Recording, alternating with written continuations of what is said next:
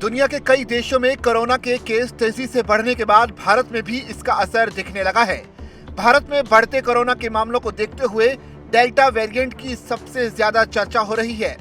अब इसी delta variant पर आईआईटी इंदौर की एक अहम रिपोर्ट भी सामने आई है, जिससे लोगों की चिंताएं बढ़ गई हैं।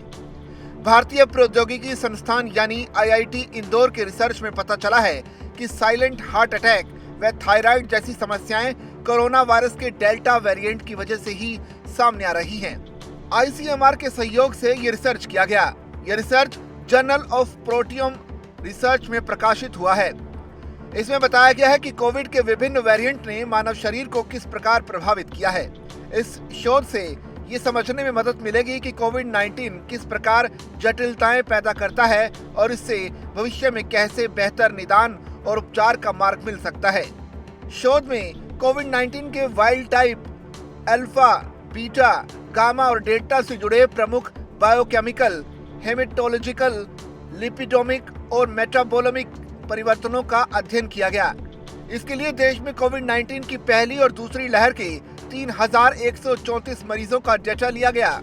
शोध के लिए मशीन लर्निंग का इस्तेमाल कर C reactive protein, D dimer, 418 neutrophils, white blood cell का काउंट, लिम्फोसाइट्स, यूरिया क्रिएटिन और लैक्टेट जैसे मापदंडों की पहचान की गई।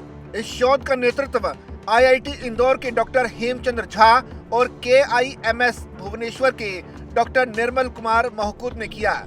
रोगी के डेटा का विश्लेषण आईआईटी प्रयागराज की प्रोफेसर सोनाली अग्रवाल के मार्गदर्शन में किया गया। शोधकर्ताओं ने वायरस के प्रभाव को समझने के लिए मरीजों के डेटा के अलावा स्पाइक प्रोटीन के संपर्क में आने वाले फेफड़े और कोलन कोशिकाओं का भी अध्ययन किया। इसमें पाया गया कि डेल्टा वेरिएंट से शरीर के रासायनिक संतुलन में सबसे अहम व्यवधान उत्पन्न हुआ। इसने कैटेकोलामाइन और थायराइड हार्मोन उत्पादन से संबंधित मार्गों को प्रभावित किया, जिससे साइलेंट हार्ट फेलियर और थायराइड जैसी समस्याएं हुई हैं। इस निष्कर्ष को मेटा एनालिसिस का भी समर्थन मिला, जो यूरिया और अमीनो एसिड मेटाबॉलिज्म में गड़बड़ी की ओर इशारा करता है।